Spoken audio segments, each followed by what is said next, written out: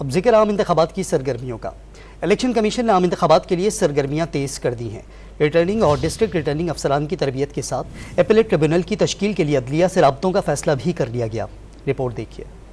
انتخابات کی تیاریوں میں تیزی آ گئی۔ الیکشن کے انعقاد کے لیے ریٹرننگ آفیسرز کی 2 روزہ ٹریننگ دوبارہ شروع ہو گئی۔ ڈی آر اوز کو 19 دسمبر کو تربیت دی جائے گی۔ الیکشن کمیشن کے مطابق 144 ڈی آر اوز اور 859 ریٹرننگ افسران کو الیکشن فرائض کی تربیت دی جائے گی۔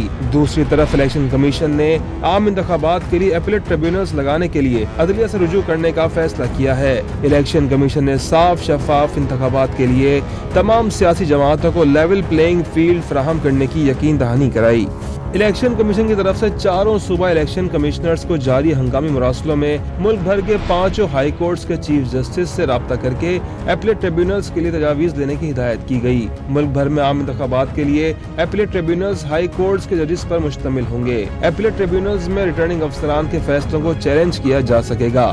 دوسری طرف الیکشن کمیشن کی ہدایت پر وفاقی دارالحکومت میں انتخابات تک سرکاری اہلکاروں کی چھٹی پر پابندی عائد کر دی گئی۔ ڈپٹی کمشنر کے حکم کے مطابق صرف زچگی یا میڈیکل آفیسر کی اجازت سے بیماری کی چھٹی ملے گی۔ حکم نامے میں وفاقی نظامتی تعلیمات اور ماتحت اداروں کے اہلکاروں کو شہر نہ چھوڑنے اور الیکشن کی تربیت کے لیے تعیناتی کے مقام پر موجود رہنے کی ہدایت بھی کی گئی ہے۔